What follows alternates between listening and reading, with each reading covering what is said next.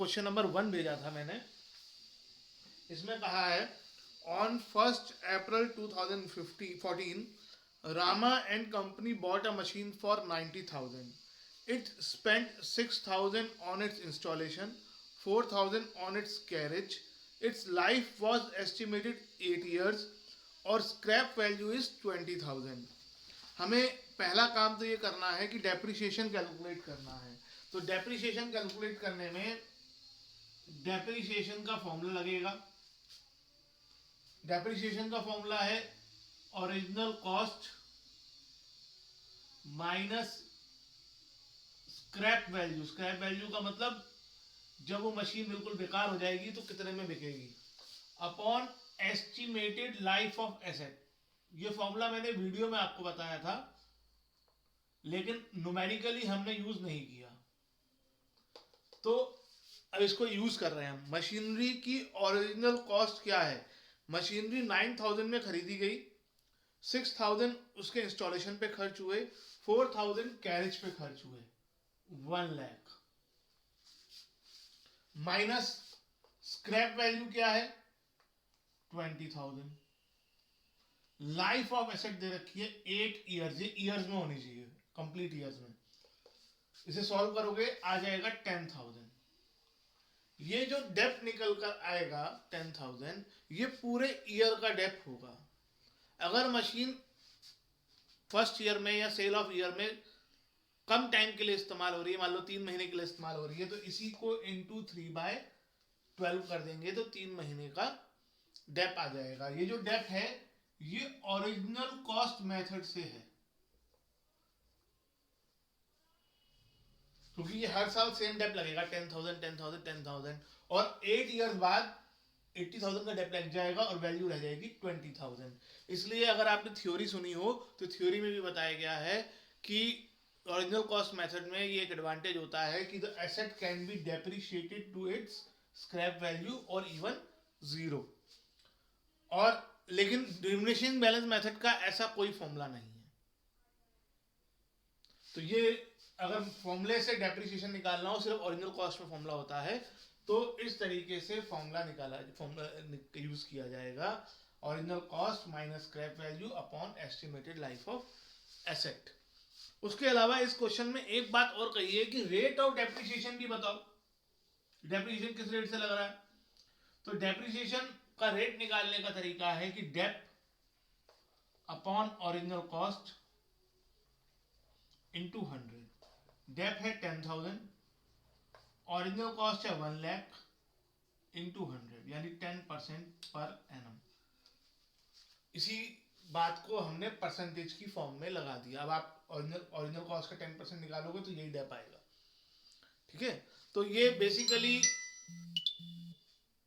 कहीं पर भी मेंशन नहीं है कि क्या कहते हैं रेट निकालो ये निकालो। ये जनरली एग्जाम में इसका स्कोप बड़े क्वेश्चंस में नहीं है, इसलिए मैंने पहले नहीं कराया था। वो एग्जाम की डेट भी अचानक ही आ गई, तो ठीक है। अब अच्छा, इसी में मैं एक चीज और आपको बता देता हूं कि अगर हमसे कई बार क्वेश्चन में क्या कहा जाता है, डेप्रिसिएशन का लेजर मांगा जाता है। हमने जितने क्वेश्चन करे हमने लेजर बनाया सिर्फ मशीनरी का, डेप्रिसिएशन का लेजर नहीं बनाया। फिर वही बात है कि एग्जाम में आपको डेप्रिसिएशन का लेजर आएगा नहीं,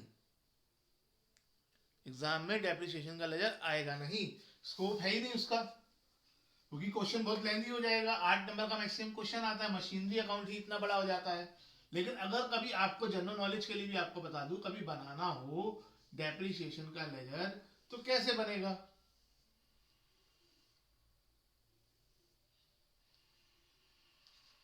अब मैं हेडिंग नहीं डाल रहा हूं, that particular J F amount, that particular J F amount. तो जब भी मशीनरी पर डेप्थ लगा होगा तो बाय डेप्रिसिएशन लिखा होगा। फर्स्ट सेकंड, मान लो 2,000 है, 1,000 है, टोटल करके बाहर। जनरली डेट 31 मार्च होती है। तो जब भी डेप्थ लगेगा मशीनरी पर तो एंट्री क्या बनेगी, डेब्ट account debit to machinery account.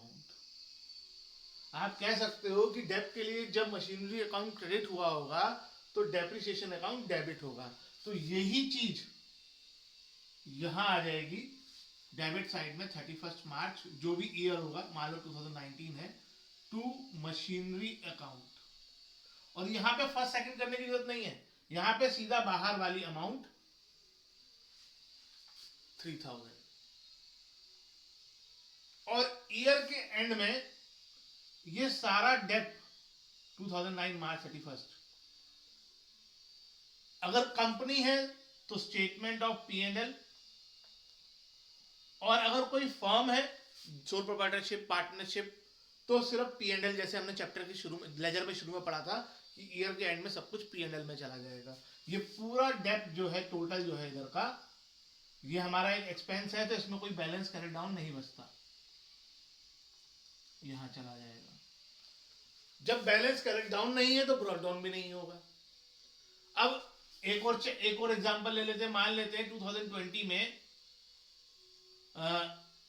जनवरी 1 को एक मशीनरी बेची थी, तो उसमें बाय डेप आया था फर्स्ट का 2000, और मार्च 31 में फिर डेप लगा था सेकंड और थर्ड पे 1000 एग्जांपल ले ले, तो यहां पर 2 बार बाय डेप आया, तो मशीनरी अकाउंट में भी 2020 में 2 बार डेप आएगा, एक बार जनवरी 1 को क्रॉस, इसमें इधर है तो इसमें इधर, टू मशीनरी अकाउंट।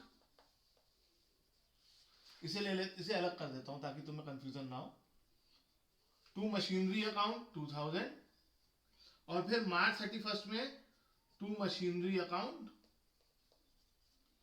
2500, और इधर चला जाएगा 2020 मार्च 31 by statement of P&L, total लगाएंगे 4500 आएगा, ये 4500 आएगा, और ये भी 4500। यानी अगर आपको डेप्रिसिएशन अकाउंट बनाना हो तो उतने ही ईयर्स का डेप्रिसिएशन अकाउंट बनेगा जितने ईयर्स का मशीनरी अकाउंट बनेगा, और हर साल डेप्रिसिएशन को इस तरीके से दिखाना है। जब भी बाय डेप लिखा है यहाँ पर आपको टू मशीनरी लिख देना है, अगर फर्नीचर अकाउंट है तो टू फर्नीचर लिखना है, प्लांट अकाउंट है तो टू प्लांट लिखना है, और वही अमाउंट जो आपने बाहर लिखी है वो यहाँ लिखकर तो ईयर के एंड में इधर उसी मार्च 31 को P&L में डाल लेना है। तो इसमें जनरली ये एग्जाम में आता नहीं है, शुरू के क्वेश्चन में बुक्स में दे रखा है, 1-2 क्वेश्चन में मैंने कराया नहीं है, और एग्जाम में आता भी नहीं है क्योंकि स्कोप नहीं है एग्जाम में ना, आपको ये